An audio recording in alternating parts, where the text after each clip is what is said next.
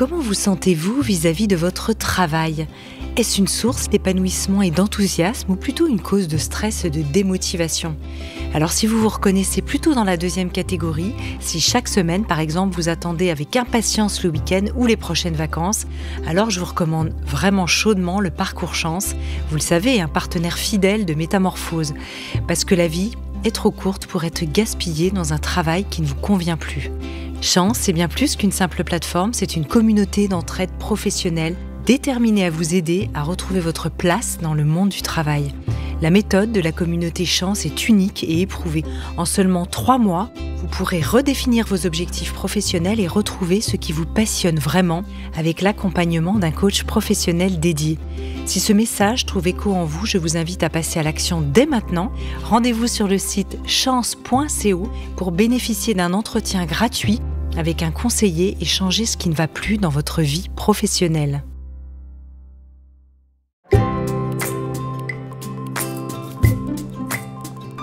Bienvenue dans la saison 6 de Métamorphose, le podcast qui éveille la conscience. Au fil des semaines, je vous invite à découvrir avec moi des sujets inspirants portés par des personnalités lumineuses pour cheminer ensemble vers un éveil des consciences. Métamorphose, le podcast qui éveille la conscience. Tous les lundis et jeudis dès 7h.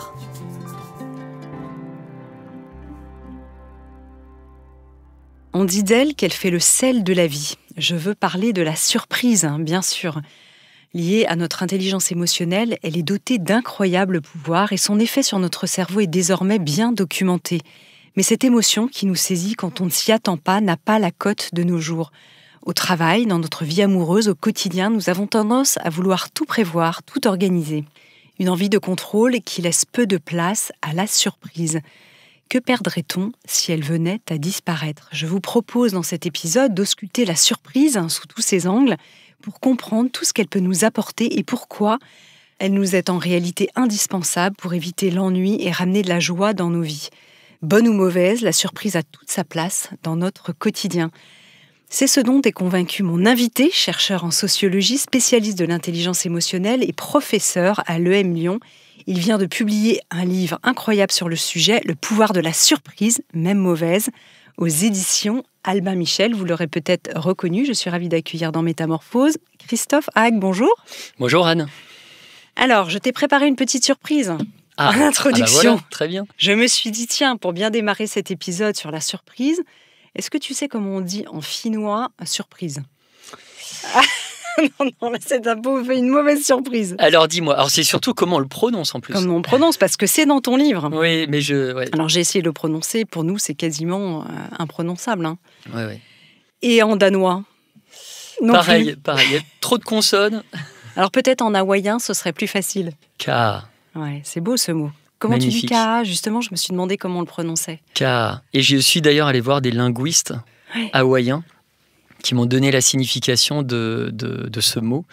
Et en fait, c'est un mot qui est assez puissant dans la culture hawaïenne parce qu'à la découverte de ces îles, eh bien, les découvreurs auraient justement un moment crié Ka'a et ça aurait créé une espèce d'onde de choc qui aurait fait danser toutes les peuplades alentours, surprises par la découverte de cette île. Donc il y a pas mal de mythes et de légendes autour de ce joli mot. J'avais jamais entendu ce mot et je le trouve absolument magnifique. Alors, la surprise, vaste sujet.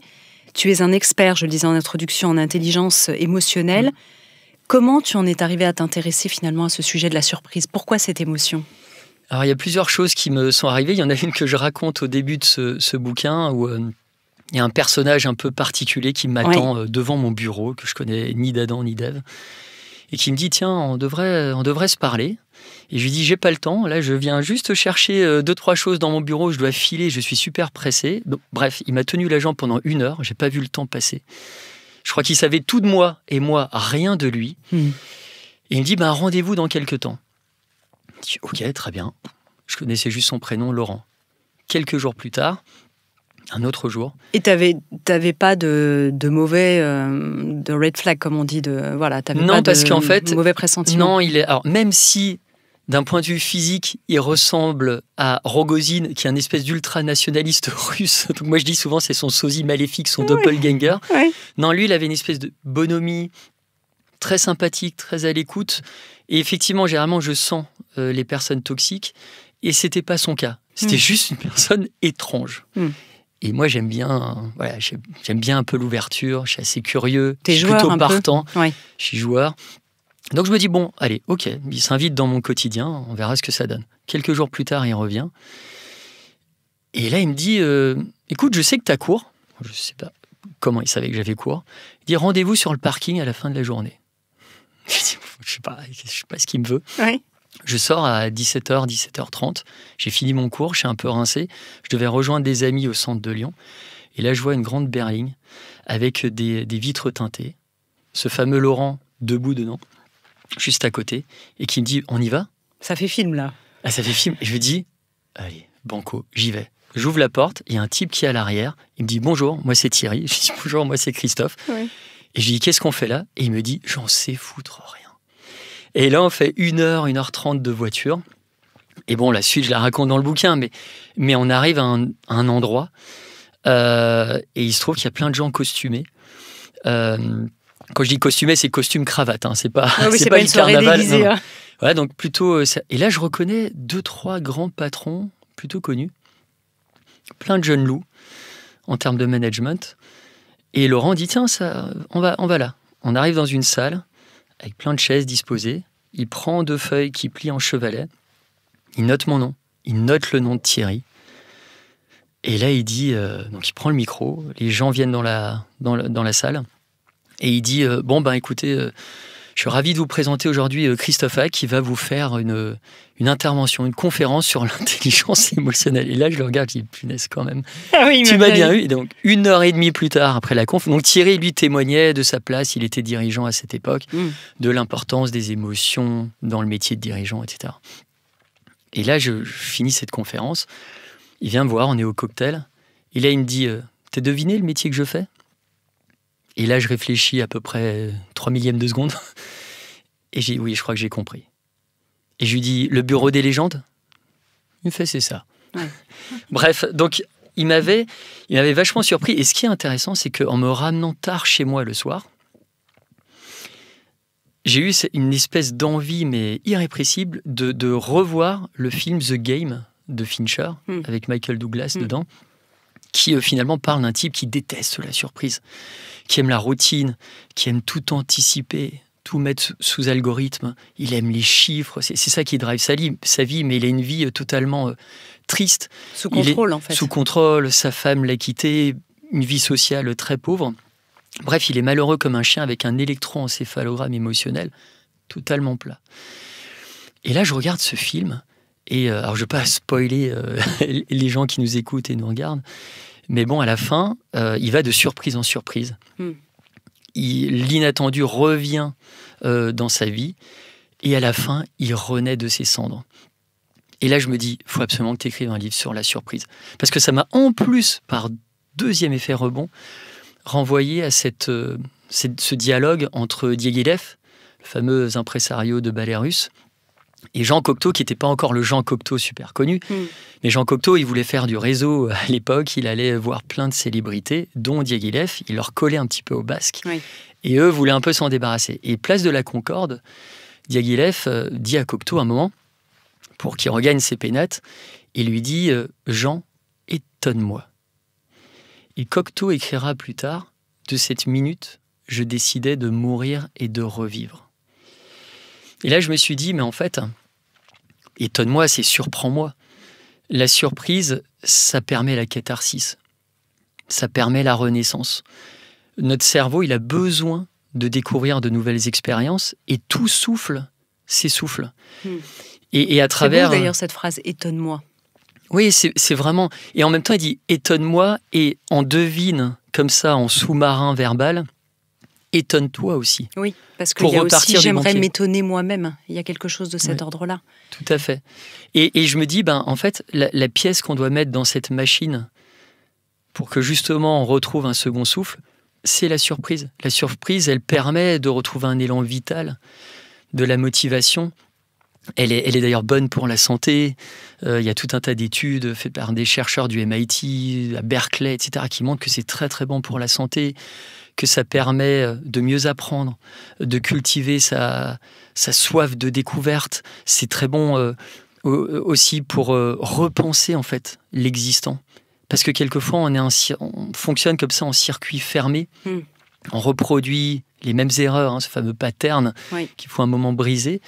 Donc la surprise, elle est là pour casser tout ça et nous faire évoluer. Parce que il y a une phrase, et je finirai là-dessus, mais il y a une phrase d'Edgar Morin, qui est un des parrains du bouquin, qui dit « L'étonnement, la surprise, c'est ce qui nous oblige à évoluer ». Et 70% des Français et Françaises que j'ai interrogés dans le livre sont d'accord avec ça. Et c'est vrai, il y a quelque chose de très darwinien, évolutif là-dedans. Sans surprise, on stagne en fait, on fait du surplace.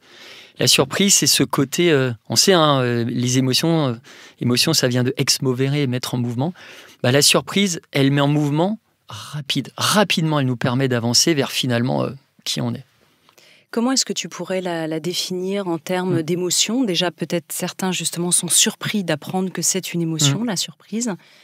Et voilà, comment est-ce qu'on pourrait la qualifier ? Qu'est-ce que c'est finalement la surprise ? Parce que si on s'interroge dessus, on voit ce que c'est que d'être surpris, mais elle est peut-être difficile à définir.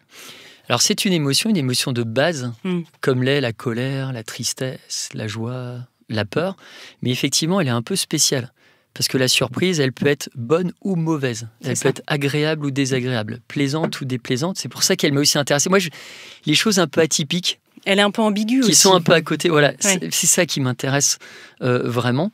Et c'est l'émotion aussi la plus brève parmi toutes en termes de timing, de temps. Si on la chronomètre comme ça avec des outils sophistiqués, elle arrive très rapidement dans le cerveau et elle est traitée très rapidement par le cerveau. C'est une émotion qui est rarement célibataire. C'est-à-dire que souvent, elle vient rameuter d'autres émotions pour nous permettre de bien analyser la situation. Parce que quand on est surpris, généralement, on a tous les voyants ouverts. Moi, je dis souvent, c'est les journées portes ouvertes cérébrales. On a la bouche qui s'ouvre, les yeux ouverts, les écoutilles, les oreilles grandes ouvertes, et on veut capturer de l'information sensorielle pour savoir finalement qu'est-ce qui se passe. Capturer des indices de il y a un truc qui se passe dans mon environnement et qui peut avoir un impact direct sur mon niveau de bien-être. Donc, plutôt que je m'intéresse à ça. Et donc, la surprise, elle vient avec d'autres émotions pour affiner le grain de l'analyse. Et dans le livre, je donne comme ça l'exemple d'une situation amoureuse. On a une jeune femme qui s'appelle Iris. Alors, c'est un nom d'emprunt, parce que c'est un fait réel. Ouais. Mais on pourrait la reconnaître par les indices que je donne. Et à un moment, il y a un type qui a du charisme. C'est un peu 50 nuances degrés. Qui est un chef d'entreprise, qui est plutôt marrant, qui a de la prestance, qui est beau mec, intelligent, avec une mécanique intellectuelle bien huilée, bon bref. Et qui s'intéresse à elle. Et elle est surprise que ce gars-là sachant qu'elle, elle a envie de rencontrer quelqu'un. Elle en est là dans sa vie. Oui, elle est célibataire, elle a envie de rencontrer quelqu'un, mais elle est extrêmement surprise par le fait qu'un type comme lui s'intéresse à une femme comme elle. Parce qu'elle n'a pas une estime d'elle très, très élevée, donc elle est un petit peu comme ça, position un peu fétale, PLS par rapport à l'extérieur. Mais bon, bref, il y a ce phénomène, cet événement qui s'invite dans sa vie. Donc là, elle est surprise, mais elle n'est pas que surprise. C'est-à-dire que la surprise, elle emmène dans ses bagages de la gêne, de la peur et de l'euphorie, parce qu'elle est célibataire et puis un super mec qui vient. Il y a quand même un peu cette excitation au départ. Qui est comme assez intense. Mais il y a quand même un espèce de goût amer. Il y a de la peur et de la gêne. Et là, elle commence un petit peu à creuser. Elle dit, tiens, c'est bizarre, parce que si lui était fait pour elle et elle pour lui, en fait, cette surprise, elle aurait juste dû s'accompagner d'euphorie et de quelque chose de très plaisant. Mais là, il y avait, j'allais dire, un cadeau empoisonné sous le sapin. Oui, parce que lui, il a un peu la réputation d'être un coureur de jupons, d'être un homme à femme. Tout à fait. Et ça, elle l'apprend. Et là, elle se dit, en fait, ça va pas le faire. Je vais être le numéro 278 sur la liste. Et derrière, le fait qu'il soit infidèle, qu'il en plus, il y a côté perversion narcissique avec ses collaborateurs, etc. Ça, c'est contre ses valeurs. Et donc, elle va commencer un peu à creuser tout ça et elle va se dire, en fait, il ne faut pas que j'y aille. Et là, la surprise a été ce fameux warning, cette alerte rouge qui lui dit oui, c'est surprenant ce qui se passe là. Oui, il y a plein de qualités, mais derrière, cette personne est dangereuse pour toi surtout ne t'engage pas dans cette situation qui pourrait être extrêmement toxique. Donc là, la surprise, effectivement, c'est quelquefois aussi un garde-fou. Mais si vous voulez, moi dans le livre, la thèse que je défends, c'est que vraiment, que la surprise soit bonne ou mauvaise, là elle était bonne et mauvaise. Oui, c'est-à-dire qu'au début, on voit bien le phénomène, ça l'a fait un peu, entre guillemets, grimper au rideau. Waouh, il y a tout ça, elle est un peu débordée émotionnellement. Et puis, quand ça redescend un peu, il y a toutes les émotions qui accompagnent ça, qui débarquent, comme tu l'as très bien dit, et qu'elle peut analyser. Elle se met un peu en mode méta pour pouvoir regarder ça. Et cette sensation désagréable a été finalement un mal pour un bien, parce que ça l'a sauvée de cette relation-là.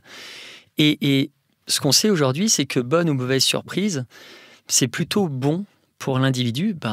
Voilà, ça nous aide à mieux nous adapter à certains types de situations. Et par exemple, quand on expérimente une mauvaise surprise, eh bien là, on sait qu'on est prêt au combat ou à la fuite. On a tout le système sympathique qui s'active et qui prépare le corps à l'action. Donc ça peut être cool parce que ça peut quand même nous sauver de situations périlleuses. Et quand on ressent de l'autre côté une bonne surprise, eh bien là, c'est le parasympathique qui s'active et tout l'organisme va pousser à la relaxation. Donc on a un ralentissement des rythmes cardiaques et respiratoires. On a d'ailleurs, contrario, on a une augmentation de l'appétit sexuel. On a un peu plus faim aussi, ça on l'observe. Et on est prêt après à accepter finalement des sensations ou des moments où on entre en paisibilité avec soi-même. Ce qui est toujours un peu sympa dans nos vies éreintées. Je ne connaissais pas ce terme, tiens d'ailleurs, paisibilité. Ouais, je viens de l'inventer. Non, mais j'aime bien, on voit très bien ce que ça veut dire. C'est vraiment la sensation d'être c'est ça. En paix avec soi-même. En paix avec soi-même. D'ailleurs, on parle aussi de surprisologue en parlant de termes nouveaux. Ça peut exister, ça, ce métier, c'est un peu rigolo. Alors, c'est une conférencière qui s'est autoproclamée surprisologue, mais derrière ce terme-là un peu particulier, elle défend une idée qui est assez intéressante, c'est que toutes les émotions qu'on ressent, ou tous les moments qu'on vit et qui sont accompagnés de surprises, sont intensifiés.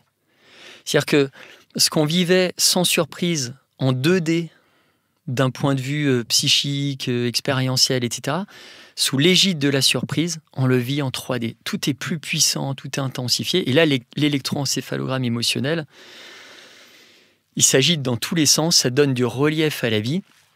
Et c'est pour ça qu'on devient vivant. Moi, ce livre, je l'ai aussi écrit parce que j'en avais un peu marre du fait que la surprise, on veut absolument la canaliser de partout. Quand on regarde nos vies, on veut tout anticiper, tout standardiser, tout mettre sous couvercle. Les surprises auxquelles on a accès, souvent, c'est les surprises spectaculaires au JT ou sur le net, qui sont des surprises hyper marketées. Où il y a beaucoup de com au-dessus, ou quelquefois qui sont éloignés en fait de notre quotidien.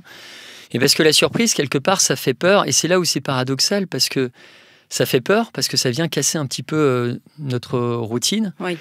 Et en même temps, quand vous interrogez les gens, j'ai fait un sondage dans le livre, vous avez 80% des personnes sondées qui ont besoin de leur shoot, de leur dose de surprise hebdomadaire. Ils ont besoin d'avoir un certain coefficient de surprise. Il fallait reprendre l'expression d'un psychiatre célèbre.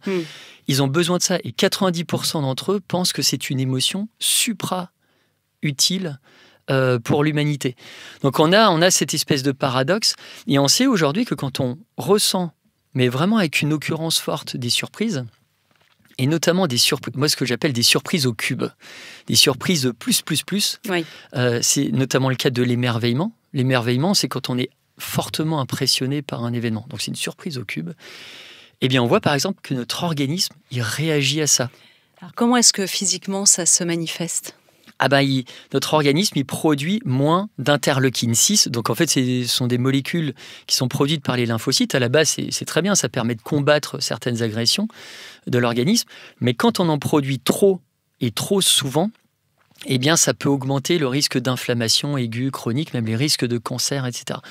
Donc, la surprise, c'est un mauvais stress. Voilà. Et la surprise permet, en fait, de réguler tout ça. La surprise, elle permet aussi d'apprendre mieux et plus vite. On le voit chez des souris qu'on surprend, elles produisent plus de noradrénaline, ça va venir modifier le fonctionnement de leur cerveau et leur comportement. Et on sait que sous la surprise, en fait, c'est un accélérateur de compréhension de l'autre et de la vie, en fait. Donc je trouve que c'est plutôt sympa en termes d'épanouissement personnel. Et vous savez, il y a un truc qui est, puisqu'on parle de développement de l'individu, il y a quelque chose qui est quand même assez extraordinaire, parce que dans le livre, à un moment, j'écris que Batman, il combat le Joker. Superman, il doit combattre Lex Luthor. La surprise, elle a aussi son super vilain à aller combattre. Et ce super vilain, c'est l'ennui chronique. Parce que l'ennui pas chronique, ça peut être très chouette. Ça peut permettre de temps en temps d'avoir une meilleure lucidité de soi. Ça permet au cerveau de vagabonder. Ça a des bienfaits sur la santé. Mais quand ça s'installe de manière chronique, ça amène des troubles psychosomatiques, troubles alimentaires, phase dépressive, estime de soi à la baisse, etc. Et en plus, lorsqu'on ressent de l'ennui de manière chronique, on produit moins de nouveaux neurones. Cette fameuse neurogénèse si chère à Pierre-Marie Liédot, ce neuroscientifique de renom, qui est dans le livre aussi d'ailleurs. Donc la surprise, elle permet aussi le développement de soi, parce qu'à un moment, elle augmente le développement cérébral. Donc on devient en fait, chaque jour, grâce à elle, quand on lui ouvre la porte, eh bien on est de plus en plus en résonance finalement avec qui on devrait être. Alors on va voir comment est-ce qu'on peut l'inviter dans notre vie, mais avant d'en arriver là, c'est intéressant parce que tu as un fil rouge dans cet ouvrage qui est cette histoire de Damien, qui est dans les couloirs de la mort aux États-Unis. Peut-être en 2 mots resituer le contexte et puis expliquer pourquoi tu l'as pris comme ça, comme fil rouge de l'illustration de la surprise. C'est quelqu'un qui a une vie...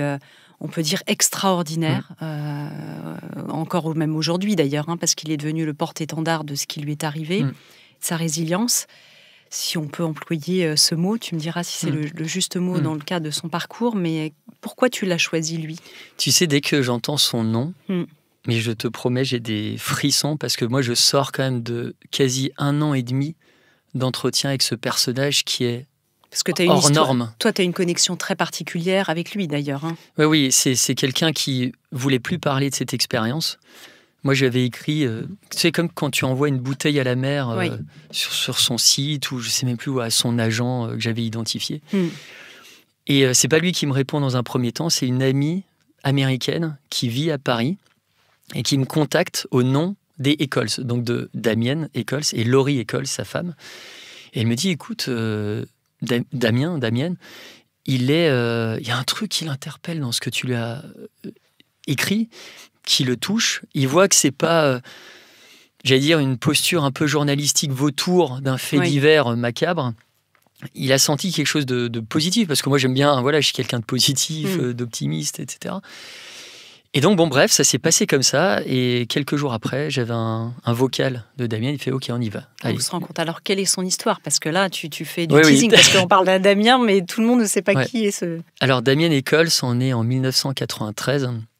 Et il est accusé, avec un de ses meilleurs amis et une connaissance, d'un triple homicide. Donc, du meurtre de 3 gamins de 8 ans. Donc, un truc horrible qui secoue l'Amérique entière. Et il est accusé parce qu'on est dans les années 90, on est en pleine période satanique. C'est-à-dire que années 80, années 90, tu as tous les tueurs en série, les Jeffrey Dahmer, etc., qui commencent à voir le jour, être médiatisés. Et donc là, les Américains ont peur, en fait. Ont peur que leurs gamins se fassent kidnapper, etc. Bref. Et lui, il manque de peau. Non seulement il est pauvre, aux États-Unis, souvent, tu vois, c'est factuel, pour être accusé. Mais il a un look gothique. Il lit du Stephen King, il écoute du Metallica, il a l'impair comme ça à la Néo dans Matrix. Et donc on se dit, en fait, ce gars-là est un satanique et il a tué ses enfants. Donc là, il y a un procès qui se passe totalement à charge, qui est un peu fou. Et Damien, le 19 mars 1994, il est condamné à mort. Et ce qui est fou, et là où on a cette connexion avec Damien Eccles, c'est qu'en écrivant le bouquin, et je crois que tu es la première à qui j'en parle, parce que je ne l'ai pas dit dans d'autres interviews, mais en fait, ce 19 mars 1994, pour moi, c'est un souvenir hyper heureux, parce que je fêtais mes 15 ans. J'étais dans une verte prairie alsacienne avec tous mes copains de l'époque. Il y avait un soleil magnifique. J'ai vécu un des plus beaux jours de ma vie. Et je me dis, tiens, à l'autre bout de cette petite boule bleue, il y a un type qui vit le pire jour de sa vie. Donc, tu vois, ombre et lumière. Et en 2003, il est envoyé dans une des prisons les plus pénibles, en fait, les plus dures au monde, où, tu vois, il faisait 2 pas, il allait d'un mur à l'autre, il voyait plus le ciel. Donc c'est pour ça qu'aujourd'hui, il porte des lunettes parce qu'il est agressé par les rayons du soleil. Et paradoxalement, il a aussi vécu des choses extraordinaires en prison. Je passe tout le côté un peu crasseux, etc. Mais il y a un reportage d'HBO en 1996 donc ils avaient filmé tout le procès et à ce moment-là sort ce doc et on se dit mais c'est fou, pourquoi ce type est en prison? En 99, il se marie, cérémonie bouddhiste, avec Laurie, qui est pas du tout une fracassée dingo ou quoi. C'est une architecte qui bosse à New York avec des célébrités, qui est une patte. Enfin, moi j'ai beaucoup conversé avec elle. Et elle a au début un espèce de coup de cœur amical pour lui, parce qu'elle revit un peu son adolescence. Il y a des caractéristiques communes. Bon bref, mais il trouve la femme de sa vie, il est encore avec elle, ils sont super heureux. Et en 2011, de manière totalement surprenante, il est libéré avec un espèce de texte de loi très rare aux États-Unis, qui s'appelle un plaidoyer Alford, qui dit que, tu assumes que tu as été pendant 18 ans dans le couloir de la mort. Il est rentré à l'âge de 18 ans, il ressort 18 ans après. Donc, t'imagines la sévérité quand même de la chose. Qui dit, j'imagine pas en fait, parce qu'on non, c'est trop, ouais, c'est trop. C'est vrai, on peut que l'imaginer. On peut pas d'un point de vue expérientiel le vivre en réalité. On peut pas aller à ces niveaux d'intensité émotionnelle. Et derrière, donc, il est libéré. Donc, aux yeux de la loi, il reste coupable, mais il peut clamer son innocence publiquement. Et d'ailleurs, juste la petite news, c'est que là, il y a quelques jours, c'est tout chaud, ça sort du micro-ondes. Je reçois un message de Laurie qui me dit « on y est arrivé ». Et là, j'ai un lien vers le Washington Post et où enfin, la Cour suprême de l'Arkansas dit « ok, il y a des éléments à décharge, il y a des prélèvements d'ADN qui ont été réalisés sur la scène de crime, etc., qui vont permettre peut-être de trouver le vrai coupable. Parce que lui, il est innocent, il a été sauvé par tout Hollywood, Peter Jackson, Johnny Depp, Weatherspoon, le groupe Metallica, bref. En fait, Damien Echols, c'est l'alpha et l'oméga de la surprise. Dans mon livre, c'est la ligne verte, en référence à ce livre de Stephen King, à cette adaptation au cinéma. Et il nous apprend plein de choses, et il va très loin dans ce qu'il raconte quelquefois, mais il nous apprend une chose fondamentale, c'est que lorsque tu es capable d'apprivoiser tes émotions, la crasse, le toxique, l'insoutenable ne te brise pas. Et moi, Damien, en fait, il a lu des milliers de livres en psychologie sociale, sur les émotions, des choses comme ça. Il a développé cette fameuse intelligence émotionnelle sur laquelle je travaille. Et moi, je le compare vraiment à un tardigrade. C'est cette petite créature là de moins d'1 millimètre. Bon, qui est pas visuellement, c'est pas top, c'est pas beau, ça ressemble à une espèce de ver comme ça, 1000 pattes, mais qui, tu la mets dans des situations extrêmes, température élevée, température basse, dans des conditions dantesques, elle va survivre. Eh bien, comme elle, il est extrémophile. C'est-à-dire qu'il est capable aujourd'hui, de par cette expérience et de par ses lectures aussi, parce qu'il s'est évadé par la lecture beaucoup, il est capable de gérer ces situations extrêmes. Et donc cette intelligence qu'il a développée, finalement, c'est comme s'il portait d'autres lunettes. Cette crasse-là, il voit le bénéfice caché à cette crasse. Quand il y avait des rats qui circulaient, ou quand il y avait des co-détenus qui avaient des comportements odieux, je me suis auto-censuré dans le bouquin par rapport à tout ce que j'ai reçu. Déjà, c'est assez dur à lire. Ouais. Derrière, il va voir le bénéfice caché là-dedans. Et tout simplement parce qu'il a développé ces compétences-là qui sont aujourd'hui supra-utiles. Des compétences et puis à la fois une forme d'abandon à quelque chose de plus grand que lui. Oui. C'est pour ça que tu parles de la crasse, mais il y a aussi la grâce qui s'habite. Oui, et puis lui, il se sent porté en fait. Il se sent porté par quelque chose de fort, mais parce que je crois aussi que quand il rentre, c'est un ado en fait. Il a 18 ans, il a une maturité émotionnelle qui n'est pas au top du top. Et je crois que ça l'a... Enfin, il est rentré en résonance avec ses propres émotions.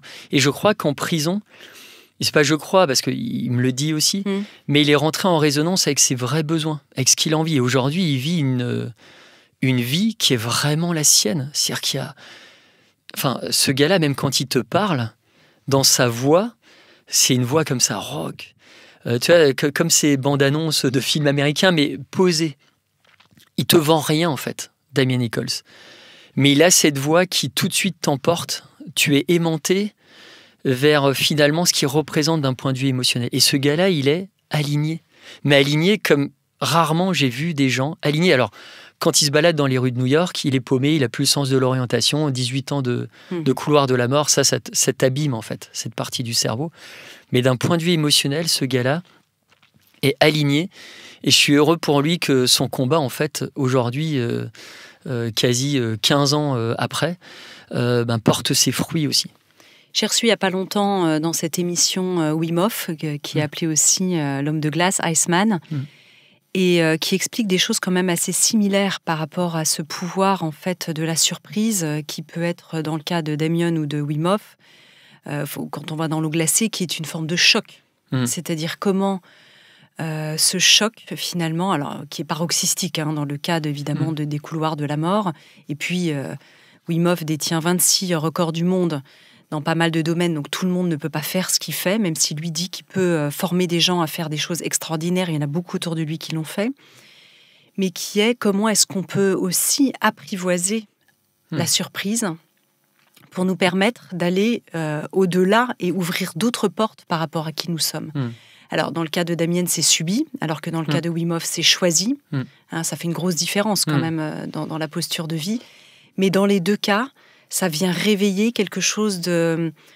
Comme tu dis très bien, tu parles d'alignement. C'est vrai que c'est un mot qui peut paraître un peu galvaudé pour certaines personnes, parce que qui sommes-nous véritablement à l'intérieur? On reste un mystère quand même pour nous-mêmes. Mais il y a quelque chose de... En effet, de profondément... brut, d'authentique chez ces personnages peut-être qui ont expérimenté ça. C'est ça qui est troublant, je trouve. Oui, c'est vrai. Et puis la surprise, ça marche tant qu'on est dans le registre de l'authenticité. Parce qu'une surprise qui est trop fabriquée, en fait, les gens, tout de suite, voilà, c'est un espèce de château de cartes qui tombe. Ils n'achètent pas si facilement. Les gens sont, d'un point de vue psychique, pas si bêtes qu'on voudrait leur faire croire quelquefois. Donc ça se voit, cette authenticité. Et j'ai une petite anecdote là-dessus. C'est un conflit de couple. Pour te montrer à quel point, des fois, des réactions surprenantes peuvent décadenasser, en fait, une situation. C'est celle que tu racontes dans le livre? Oui, voilà. Ah, tu me parleras de ces deux personnages après, parce qu'ils sont atypiques eux aussi. Oui, et tu as un moment, tu as une psychothérapeute qui est en couple avec un ex-négociateur du GIGN. Et donc là, déjà, le couple est un peu... c'est atypique. Et ils reçoivent du monde un soir. Et là, David, l'ex-négociateur du GIGN, a une phrase plutôt blessante vis-à-vis de sa compagne, Anne Gervais. Et qui la place en position de gênance. Elle n'est pas bien, elle se sent attaquée, etc. Elle ne comprend pas, en fait, pourquoi il dit ça. Là, c'est plutôt une mauvaise surprise, d'ailleurs. C'est une mauvaise surprise.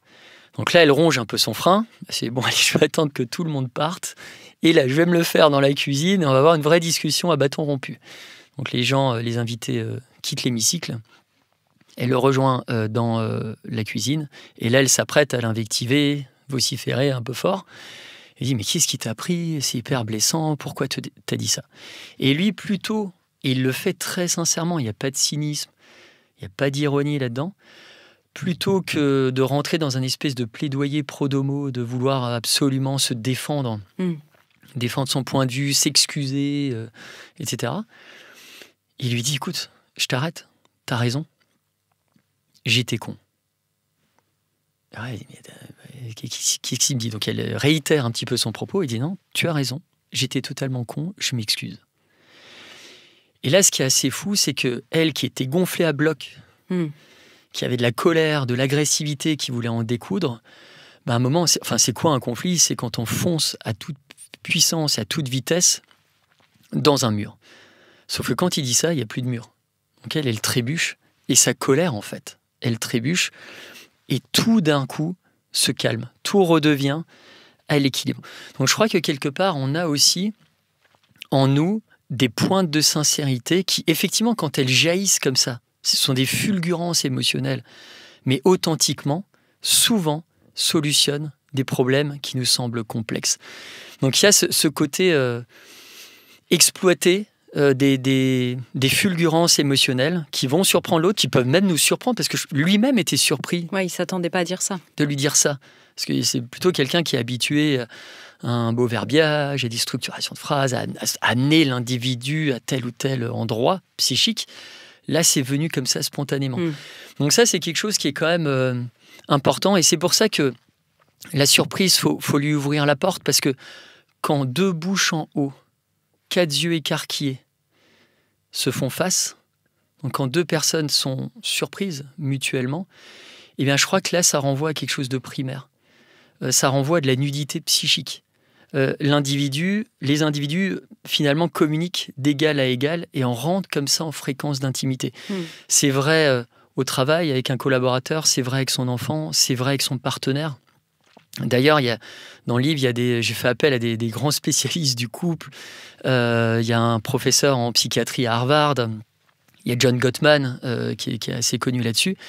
Et ces 2 personnes avec qui j'ai vraiment aimé converser me disent, mais en fait, la surprise, ça ne garantit pas la longévité du couple, mais ça garantit juste une chose, c'est que votre partenaire, lorsque vous êtes producteur de surprise dans le couple, n'aille pas chercher cette surprise dans les bras de quelqu'un d'autre. Et d'ailleurs, il y a un chiffre assez surprenant, c'est que quand j'interroge des Français et des Françaises dans le livre, 42% d'entre eux me disent que, en gros, la surprise, ça ne sert à rien dans la dynamique de couple. Alors, j'étais assez surpris par ça. Et quand on corrèle ce chiffre avec un autre chiffre qui est celui de 46% et qui est le taux de divorcialité en France, on se dit que bon, on n'a peut-être pas tout compris à l'équation de l'amour. Oui, non, la surprise permet effectivement de maintenir une dynamique. Oui, puis quand tu parlais de ça, ce que tu disais tout à l'heure, c'est qu'il y a la fausse surprise, c'est-à-dire, tiens, je vais la surprendre ou je vais le surprendre, je vais acheter le bouquet de fleurs, sauf que ça fait 10 fois que c'est le même, etc., etc. Donc, qu'est-ce qu'une vraie surprise en réalité ? À nouveau, c'est cette fameuse spontanéité, ça passe par l'humour aussi. C'est-à-dire l'humour de situation. Dans le livre, il y a un couple assez formidable. C'est les 2 voix françaises de Homer et Marge Simpson. Ah oui. Donc Philippe Pétieux et Véronique. Et ils se font des blagues tout le temps. Et ils font quelque chose d'assez fabuleux, c'est qu'ils s'écrivent des lettres d'amour, mais vraiment spontanées. Alors, ça n'a pas besoin... c'est pas forcément 5 ou 6 pages, mais ça peut être juste une page, juste un bout de page. Ils le laissent comme ça dans un coin, mais ils l'écrivent de manière... C'est de l'écriture spontanée. Ils ont un truc, ils ont une montée d'amour à un moment pour l'autre, hop, ils le couchent sur le papier. Et ça, on sait aujourd'hui, d'un point de vue scientifique, que ça a un impact vraiment dans le renforcement du couple. Et d'ailleurs, la petite anecdote dans ce livre, moi j'ai ma propre compagne, parce que ça faisait 2-3 livres qu'on se loupait avec Edgar Morin. Il devait participer à mon précédent livre, puis à celui d'avant. Il y avait des soucis de santé, il y avait des choses de la vie qui faisaient que... Et à un moment, j'étais passé à autre chose. Et Sarah, ma compagne, lui écrit une lettre. Mais alors vraiment, sans me le dire. Il écrit une lettre. Cette lettre, c'est l'assistante d'Edgar Morin qui la réceptionne. Tu la publies dans ton livre, d'ailleurs. Je la publie dans le livre. Et elle la montre à Edgar Morin en lui disant « Voilà la lettre d'une amoureuse à son amoureux ». Edgar Morin lit ces quelques lignes. Il est profondément touché. Il me recontacte. Il fait « Bon, écoute Christophe, là, cette fois-ci, on va le faire. » Là, je m'en fiche. Cette fois-ci, envoie-moi tout ça. On discute, on y va. Je suis très content qu'Edgar Morin soit le parrain. Mais moi, ce qui m'a profondément ému, c'est cette lettre qu'elle écrit. Et je me suis dit, tiens, mais c'est vrai, est-ce que moi-même, j'ai autant de preuves d'amour en fait, tu vois, ça te remet, ça te fait une mise à jour des cartes d'amour. Et je me dis, l'écriture, effectivement, parce qu'en plus, il y a des recherches qui le montrent, ça fait même baisser le taux de cholestérol quand tu écris des lettres d'amoureux ou d'amoureuses à l'autre. Eh bien, ça se fait quand même de moins en moins. On est plus sur le texto, on est plus sur le vocal, on est moins là-dessus. C'est vrai que cette surprise demande aussi une flexibilité mentale. Est-ce qu'il y a des gens ou des profils, toi qui es expert en intelligence émotionnelle, qui sont plus aptes à ça, où il y a cette flexibilité beaucoup plus naturelle, que ce soit pour se laisser surprendre, pour la provoquer chez l'autre?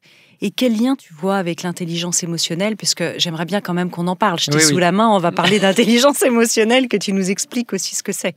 Alors, effectivement, les individus qui sont émotionnellement intelligents, experts dans cette forme d'intelligence, ces personnes-là apprivoisent plus facilement la surprise. D'ailleurs, ils représentent moins d'1% de la population.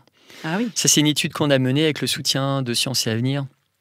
Le magazine et du magazine de la santé sur France 5. C'est très faible. C'est très faible. Par contre, le message d'espoir, c'est qu'on peut atteindre ces 1%. Et ce qui est assez fou, c'est que ces gens-là, effectivement, font preuve de flexibilité mentale. Et j'ai une petite anecdote là qui me vient spontanément en tête. J'ai fait la rencontre d'un gars qui s'appelle Michael Hawke. C'est une star aux États-Unis. C'est un ancien béret vert, ancien membre des forces spéciales. Il est ceinture noire de judo, d'aïkido, d'intelligence émotionnelle, parce qu'on a mesuré son intelligence émotionnelle plus tard. Donc, il a un master en psychologie. Tu me diras d'ailleurs comment on la mesure aujourd'hui ? Oui, je te parlerai de ça aussi. Et ce type m'a raconté un coup une anecdote pour vraiment rendre compte de cette flexibilité mentale. Et il me dit, tu sais, une nuit, donc là, c'était un groupe commando, on avait emprunté le jet privé d'un baron de la drogue. Donc déjà, l'histoire commence un peu de manière bizarre. Ouais, c'est un peu chelou ton truc. Ouais. Et l'idée, c'est de survoler en fait un territoire ennemi pour aller repérer un camp de base. C'est un bimoteur. Et là, à un moment, il y a une panne sur un des deux moteurs. Donc là, le pilote chevronné, il sait faire. Okay, il a 30 ans de bons et loyaux services dans les forces spéciales. Il sait faire face à ça. Sauf que quelques secondes plus tard, deuxième panne moteur. Et alors là, ils ont beau être tous supra-entraînés, d'avoir une force mentale extraordinaire, c'est panic room. Là, il y a la petite gouttelette qui ruisselle le long de la tempe des uns et des autres. Ça commence à paniquer, il n'y a plus un seul bruit. Sauf qu'à un moment, de manière surprenante, Michael Hawke va se moquer d'eux-mêmes. Il va pratiquer l'autodérision, il va dire « Mais vous imaginez les gars, les gros titres ?» Le lendemain, dans la presse américaine, des membres des forces spéciales, la crème de la crème, se crachent à l'intérieur d'un jet privé d'un baron de la drogue. Ils meurent tous dans un nuage de cocaïne. Enfin, la honte absolue. On ne peut pas avoir ça gravé sur notre pierre tombale. Et là, tout le monde se marre parce que le rire est lui-même contagieux. Et ça atteint le pilote. Et le pilote, tu vois, quand tu parlais avant de résilience, oui, Damien École, c'est résilient. Et ce pilote-là va être résilient aussi parce que il va se redresser physiquement. Et quand tu te redresses mentalement, généralement, tu te redresses aussi physiquement. Donc, les 5-6 cm qu'il avait perdus comme ça, où il était avachi par rapport à ce qui est en train de se produire, il les regagne par rapport à cette résilience qui, tout à coup, va occuper toutes ces petites cellules dans son organisme. Et là, il a un eureka, un tilt. Il se dit, attends, il y a 3 km de là, j'ai cette image d'un terrain sur lequel on pourrait potentiellement atterrir sans se faire canarder par les forces ennemies. Il fait demi-tour, donc là il est sur l'inertie de l'avion. Il prend le vent de face, il surfe sur des courants ascendants, descendants, et ils atterrissent sains et saufs. Captain Hawke, c'est son surnom Captain Hawke parce qu'aujourd'hui il est sur Discovery, il a des émissions qui sont suivies par des dizaines de millions d'Américains de survivalisme, etc. C'est le père spirituel de Bear Grylls, Man vs Wild en Europe. Bon bref. Et Captain Hawke, qu'est-ce qui s'est produit en fait en pratiquant l'autodérision ? C'est ce que font les individus émotionnellement intelligents dans des situations critiques. C'est pour ça qu'ils sont très flex d'un point de vue mental. Parce que quand la situation est critique, tu pourrais avoir comme réflexe de dire « Oh punaise, c'est super sérieux, je vais essayer de monter un plan, un truc. » Enfin, on prend le problème de manière très sérieuse. Sauf que lui, il a switché, il a basculé vers un mode de pensée qu'on appelle la pensée latérale. Et qui en gros dit que l'enjeu ne doit pas tuer le jeu. C'est-à-dire que quand un problème sérieux s'invite dans ton quotidien, surtout n'essaye pas de le régler de manière sérieuse. Alors on va retenir quand même la phrase. Là c'est la citation qui va bien. L'enjeu ne doit pas tuer le jeu. Et on ne joue pas assez. C'est pour ça qu'il faut réintroduire la surprise aussi.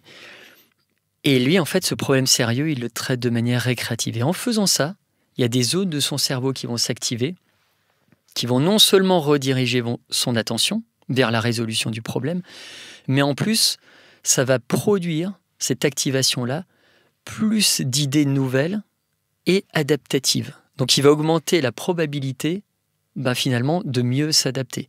Il va également déclencher une pompe à endorphine qui va faire qu'il se sentira plus costaud. On ne peut pas le contraindre. C'est-à-dire que quand on est dans une situation, là, c'était de la survie quand même, puisqu'on était en train de parler de ça. Situation extrême. Voilà, il y a ça qui s'est invité parce qu'il avait cette flexibilité mentale, mais est-ce que tout le monde est capable de se dire, tiens, je suis dans une situation de survie, tu vois le truc, et de dire, tiens, je vais passer par ce truc-là. Eh bien ça, après, on arrive à un automatisme. C'est-à-dire que lui, c'était pas son premier coup d'essai. Oui. C'est-à-dire que ce qui l'a amené à ça, c'est plein d'expériences émotionnelle de vie. Et c'est pour ça que moi j'invite les gens à sortir de leur précaré sécuritaire psychique, c'est-à-dire à expérimenter des émotions peu courantes dans son quotidien pour augmenter son alphabet émotionnel, augmenter son album photo finalement d'expérience de vie à enjeu qui compte. Et plus cet album photo de souvenirs émotionnels est épais, plus on augmente la probabilité, lorsqu'on est face à des situations critiques, eh bien, d'agir comme ça. Et on le fait automatiquement, c'est-à-dire qu'il n'a pas réfléchi. Il n'a pas mené une espèce de réunionite aiguë avec lui-même, maturer le machin. Non, c'est venu en quelques millièmes de seconde. Parce qu'il avait déjà engrangé ce réflexe avant. Tout à fait, c'est ça. Et ça, c'est ce qu'on appelle globalement, en tout cas, moi, c'est ce que j'appelle, j'ai écrit des papiers là-dessus, j'ai écrit un bouquin là-dessus, ce qu'on appelle l'intuition. Oui. L'intuition, elle repose pas sur rien, elle repose sur de l'expérientiel. Y a un type qui a eu un prix Nobel quand même pour ça en économie. Donc il y a ce côté, c'est naturel. Donc voilà, épaississons ces albums photos pour derrière augmenter nos chances d'être résilients et de surtout sentir, parce que Captain Hawk, en réalité, il savait très vite dans cette situation, et il savait sans savoir, mais qu'il avait les épaules psychiques pour finalement s'en sortir. Et quand on a cette sensation-là, et ça c'est quand on développe son intelligence émotionnelle vraiment, finalement, peut rien nous arriver. On a un rapport au risque qui est différent. On ose prendre des risques dans une société où on est plutôt globalement, majoritairement risque-averse. Alors, est-ce que ce serait pour ça, je suis en train de penser à ce phénomène, où parfois on est dans une situation où on voit une situation un peu de danger et on se met à ricaner, à rire un peu nerveusement. Donc, il y a un tremblement qui pourrait ressembler finalement soit à la peur du tremblement, tremblement de la peur, soit à des larmes, etc. Et qui vient chercher à shake quelque chose pour justement adopter une autre posture. C'est exactement ça. C'est très d'ailleurs freudien. C'est-à-dire que dans une situation dramatique, le fait de vivre les choses de manière récréative ou de rire, on parle même de rire nerveux, ça libère de la tension psychique. Parce qu'on n'a pas envie de rire forcément à ce moment-là. Et enfin, je sais pas si ça t'est arrivé, mais moi ça m'est déjà arrivé, et dans des moments dramatiques, tu vois, l'enterrement même de quelqu'un que j'aimais fort. J'allais te dire, c'était et le rire mon frère sort. Qui se met à chanter en latin en roulant les airs, je peux pas moi. Mais voilà, et du coup, et tu pleures même de rire, et les gens disent mais non, attends, ils pensent que tu pleures alors que toi intérieurement. Alors il vaut peut-être mieux là dans ce cas-là. Voilà, mais il y a un truc socialement, mais il y a un truc que tu contrôles pas, mais qui est très sain. C'est-à-dire on libère cette tension psychique pour effectivement que ton esprit, ton cerveau puisse trifouiller à toute vitesse en quelques millièmes de seconde, un peu comme une tête chercheuse, eh bien ces souvenirs. On feuillette rapidement ce qui se passe dans cet album photo et on se dit tiens, peut-être que ça, j'ai vécu quelque chose très proche de ce que je suis en train de vivre maintenant, et peut-être que le comportement que j'avais adopté dans le passé, finalement il va pouvoir être aidant si je le reproduis à peu près dans cette situation-là. Oui. Ou au contraire, si tu as un comportement qui n'était pas du tout aidant, surtout, tu ne tentes pas ça cette fois-ci, parce que la probabilité est forte que ça ne fonctionne pas. Mais tu sais, cette flexibilité mentale, elle peut venir de soi, mais elle est aussi portée par l'autre. Et là, j'ai une autre histoire comme ça qui me vient en tête. J'ai fait une rencontre assez troublante. Alors, tu vas me dire, j'ai une petite obsession sur les crashs d'avion, mais c'était avec cet homme qui s'appelle Annette Herfkens et qui est l'une des premières traders femmes européennes à Wall Street. Donc, on est dans les années 90. Et Annette Herfkens, elle est follement amoureuse de Patch, qui est lui-même un financier, et décide de se retrouver au Vietnam. Et là, il l'invite dans une station balnéaire vietnamienne, un endroit idyllique où il compte la demander en mariage. Mais pour arriver à cette station balnéaire, il faut prendre un avion qui s'appelle un Yak 40. Alors, petit conseil à tout le monde, ne montez jamais dans un Yak 40, c'est un des avions les plus dangereux au monde. Elle a une intuition très forte qui dit ne monte surtout pas là-dedans. Elle ne sait pas l'expliquer, mais il ne faut surtout pas monter là-dedans. Sauf que quelquefois, on fait des conneries par amour. Elle monte dedans. Et cet avion, il se crache en pleine jungle vietnamienne. Tout le monde meurt, sauf Annette. Et Annette, elle va survivre dans la jungle pendant 8 jours. Les 2 jambes brisées, un poumon perforé, la mâchoire cassée, plein de bestioles dans la bouche et plein de bêtes hostiles qui en veulent à ta masse musculaire. Donc là, tu peux dire terreau fertile quand même à l'angoisse, panique, peur, etc. Sauf que quand tu interroges Annette, pareil, pendant 1 an, on a discuté longuement, elle me dit, mais c'est fou parce qu'à aucun moment, j'étais dans cette peur paralysante. Je ne l'ai pas vraiment ressenti de manière intense. Je me sentais plutôt bien dans cette forêt. Là, je lui dis, c'est fou parce que, à nouveau, là, on parle de flexibilité mentale, passer du drama.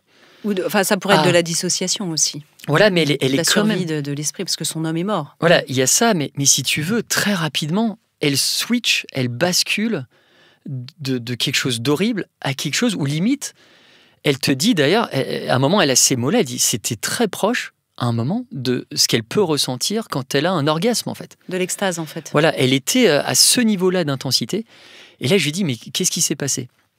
Et là, elle me raconte ce qui s'est passé, et ça me fait tout de suite penser, alors c'est une image, mais à ce que expérimente ce jeune sorcier qui est Harry Potter quand il est attaqué par des monstres. Quand il est attaqué par des monstres, il y a de manière un peu magique une espèce de bulle de protection qui va envelopper Harry Potter. Et cette bulle de protection, donc elle empêche finalement le négatif de l'atteindre. Il y a comme des ricochets, comme ça, c'est un bouclier protecteur. Et qu'est-ce qui vient remplir cette bulle de protection? Ce sont des pensées inconsciemment stockées dans sa mémoire, de souvenirs qu'il aurait eu avec ses parents biologiques, de souvenirs heureux avec ses parents que inconsciemment, qu'il n'a pas vraiment connus, mais qu'il aime profondément. Et c'est ça qui est venu l'envelopper et le protéger. Annette Herfkels, elle me dit, c'est exactement ça qui s'est produit. C'est-à-dire que dans la forêt, j'étais pas seul. J'ai eu plein de fulgurances, plein de pensées, de bons moments passés avec ma sœur, mes parents, mes amis, mon amoureux, etc. Elle n'était pas dans la victimisation. C'est pas la faute du pilote, c'est pas la faute de Patch qui l'a finalement amené là-bas. Non, et elle était bercée par ça. Elle m'a dit, rien ne pouvait m'atteindre. Et en plus, ça m'a donné l'envie, surtout, de retrouver ceux qui sont encore vivants. Donc si tu veux, son espoir, c'était cette fameuse énergie du désespoir, mais qui était alimentée par une essence, un type d'essence, qui était l'autre. N'oublions jamais que l'autre nous permet beaucoup, beaucoup de choses. C'est l'autre qui tient nos opportunités, etc. Il y a une expérience aussi qui montre, juste pour finir sur ce point, que si tu prives quelqu'un de 10 heures, alors 10 heures, pas l'application musicale, 9 heures plus 1 heure de temps, de toute interaction sociale avec quelqu'un. Il n'y a pas de chat, il n'y a pas d'échange en organique, en chair et en os, etc. Eh bien, tu as des zones du cerveau qui s'activent chez toi, qui seraient les mêmes qui s'activeraient chez quelqu'un qui serait au beau milieu du désert, totalement affamé et assoiffé. C'est fou. Donc ce besoin de l'autre, il est vital. Sur les enfants, hélas, sur ces sujets-là. Exactement, et il est supra-utile. Alors on va revenir, on approche de la fin de cette émission, Christophe, mais sur l'intelligence émotionnelle. Avant ça, comment est-ce qu'on peut faire le distinguo entre la surprise qui nous aide à avoir plus de flexibilité mentale, qui éveille notre curiosité, qui nous fait sortir de notre zone de confort, qui nous fait vraiment du bien, et une forme de divertissement qui va être une sorte de dérivatif et qui va répondre plutôt à quelque chose de sous-jacent qui est pulsionnel en réalité, qui est une fuite. La surprise, parce que c'est une émotion universelle, elle est caractérisée quand même par une certaine intensité. Et cette intensité, si tu veux, à un moment, elle prend au corps.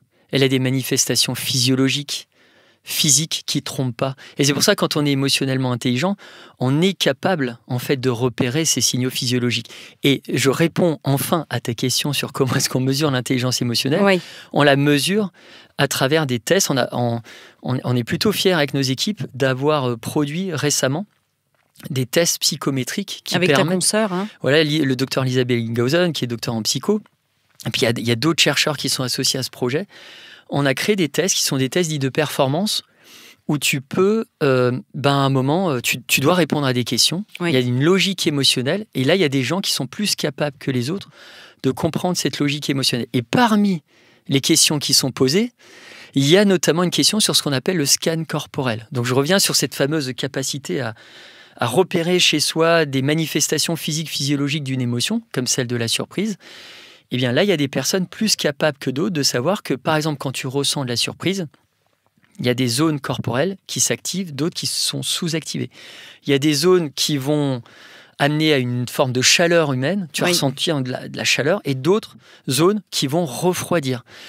Tu as des signaux visibles sur le faciès, dans la gestuelle, dans la tonalité de la voix, etc., qui permettent de...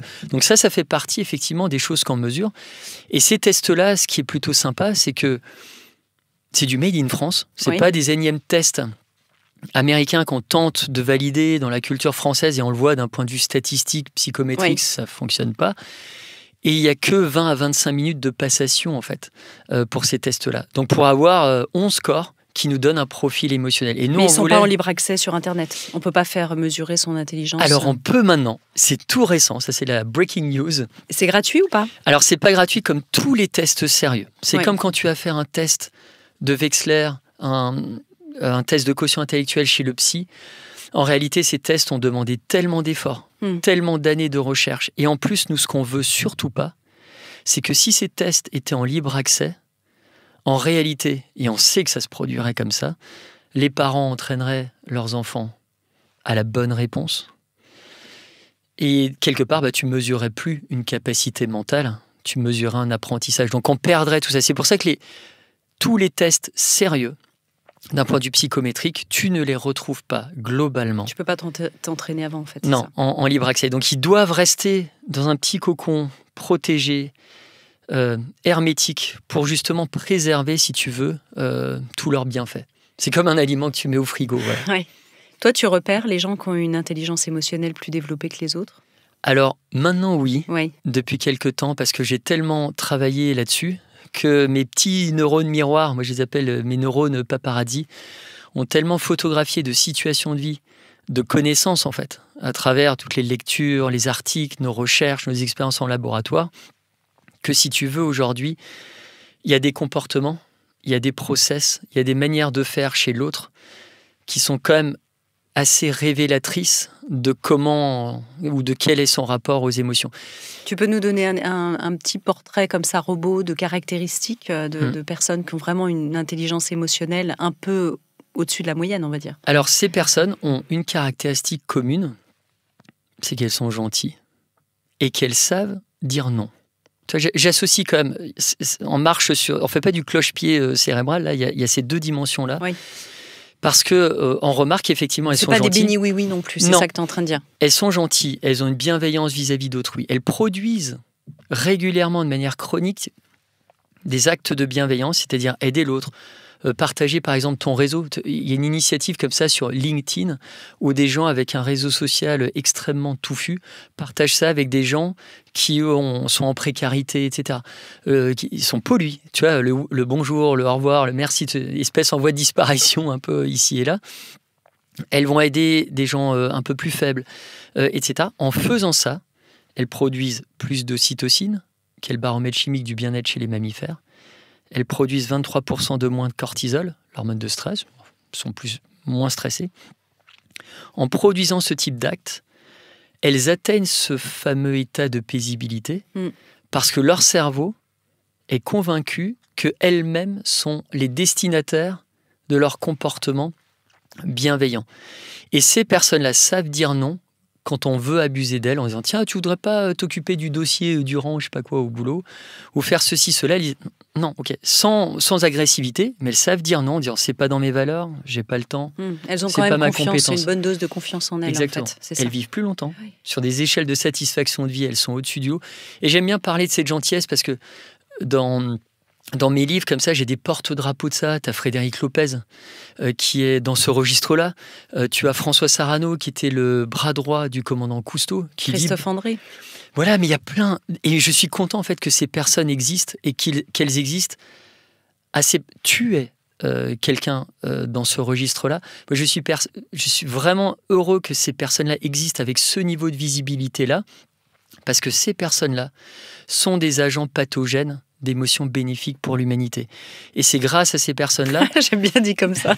Mais oui, mais elles contaminent positivement. Ouais. Et c'est elles qui peuvent à un moment renverser ce que moi j'appelle le émotionnel négatif, c'est-à-dire ce trop-plein de négativité, aujourd'hui qu'on observe depuis à peu près une dizaine d'années, nous chercheurs en psychologie sociale, et qui est aujourd'hui nourri de 3 émotions, la peur, la colère et la jalousie récurrentes, chroniques, incessantes. Même si elles sont fonctionnelles, ces émotions, dans certains, elles peuvent nous être utiles, comme toutes les émotions. Quand elles sont trop présentes, trop intenses, qu'elles s'invitent dans le mauvais espace-temps, tout le temps, derrière, elles sont néfastes. D'où ça vient, d'ailleurs, cette intelligence émotionnelle, cette empathie, en fait, quelque part aussi naturelle? Est-ce qu'il y a un terreau familial, il y a de l'inné, il y a de l'acquis, il y a les deux qui cohabitent? Il y a vraiment les deux. Il y a des expériences assez folles qui ont été d'ailleurs publiées dans des revues type Nature, dans des très très grandes revues académiques, et qui portaient, il y en a une par exemple à laquelle je pense, qui portait sur 14 espèces de vertébrés, dont Homo sapiens, et qui montre par exemple, ou en tout cas qui fait l'hypothèse forte en observant ça chez d'autres mammifères, que si, par exemple, une femme a eu un trauma très fort à l'adolescence et qu'elle est stressée, alors attends, écoute bien, peu de temps avant conception, il y a de fortes chances qu'elle transmette une angoisse forte chez le petit être intra-utérin. Au niveau de l'ADN, il y a quelque chose qui se passe. Ouais. Voilà. Il y a des expériences qui ont été menées sur des rats de laboratoire. Après, ça reste sur des animaux, etc., mais qui montrent que...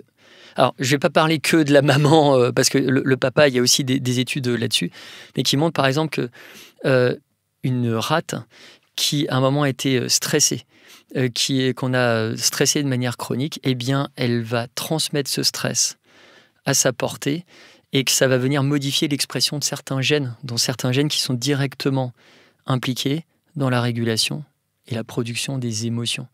Et c'est vrai aussi pour les papas rats, c'est pour ça qu'on équilibre un peu la chose.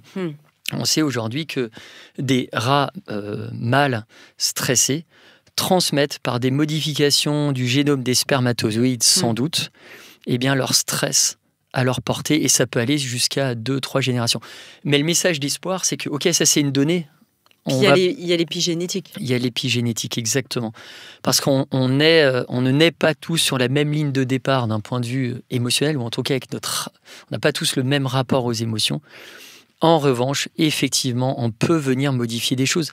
Et il y a aujourd'hui des expériences extraordinaires. Moi, il y a quelques temps, je donnais une conférence devant un parterre de neuroscientifiques avec Eric Babola, qui équipe Rafael Nadal, Alcaraz, etc. Et avec qui je m'entends bien, et qui est un intuitif, etc. Et on parlait de l'intuition, des émotions, tout ça. Et à un moment, je parlais de la neurogénèse, donc cette capacité du cerveau à tout âge à produire de nouveaux neurones, à renforcer des circuits neuronaux, etc. Et là, la première réaction que j'avais, donc ça c'était il y a 10 ans. Oui, mais ça c'est des processus qui prennent du temps, c'est poussif, c'est extrêmement pénible en fait, c'est long, c'est un gros travail sur soi, etc. Sauf que il y a des études récentes qui te montrent, faites notamment à Lyon, où je suis, qui te montrent qu'il suffit aujourd'hui de 8 heures de formation en pleine conscience, alors avec des formations sérieuses, etc., pour venir modifier l'expression de certains gènes. 8 heures. 8 heures, c'est pas 8 ans. Ah, ça fait envie. Ouais. C'est accessible en tout cas. Alors, ce qui est intéressant, c'est que d'un côté, on voit que dans nos modes de vie plutôt sédentaires, collés à nos écrans, l'ennui, le contrôle, la surprise nous fait du bien. Et on a besoin elle vient nous bousculer, nous régénérer. Et puis de l'autre, tu en parles aussi dans ton ouvrage, et on terminera là-dessus, les populations, les peuples premiers, des personnes en situation beaucoup plus précaire, etc. Là, on est dans des cas où la surprise, elle n'a pas besoin de venir les réveiller. Ils sont déjà en mode survie. Dans certains cas, et là c'est celui qui organisait justement, tu parlais de Frédéric Lopez, Franck Desplanques, que tu cites dans ton ouvrage, que tu as interrogé. C'est vraiment intéressant ce qu'il dit, parce que ça nous met ça en perspective, de pas que voir de nos lunettes d'occidentaux en disant tout dépend sur quel terrain on se place. C'est ça, et c'est pour ça que j'ai voulu vraiment avoir une espèce de géopolitique de la surprise.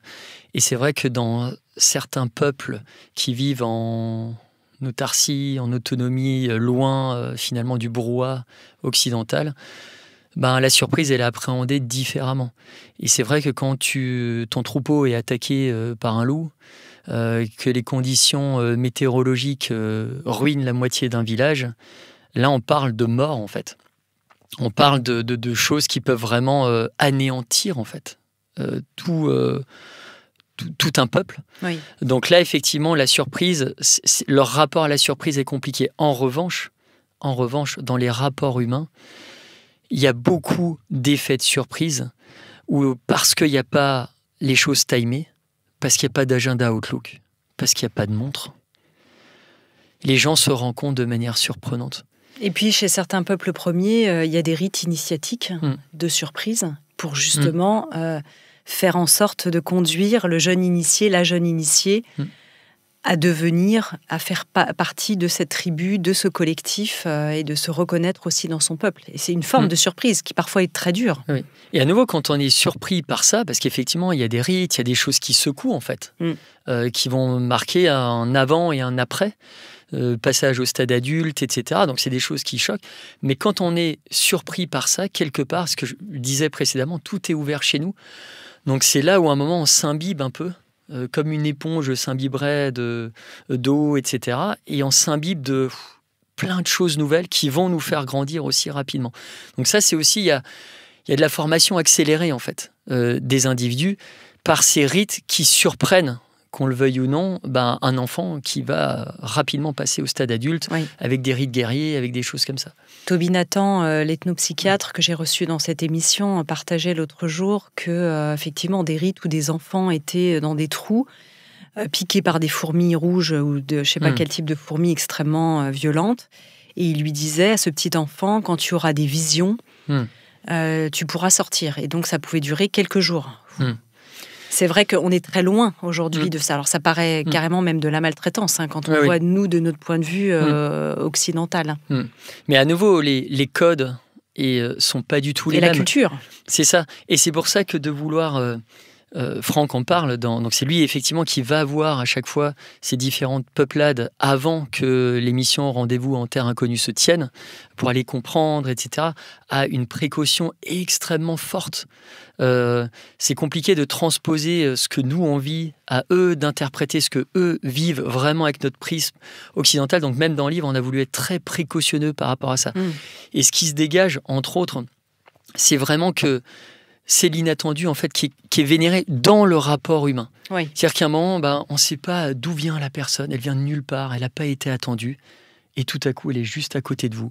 Elle dit rien. Et il se laisse surprendre, Elle dit rien. Et là, vous dites, mais qu'est-ce qui se passe ? Et là, il y a des choses qui se révèlent chez les uns et les autres.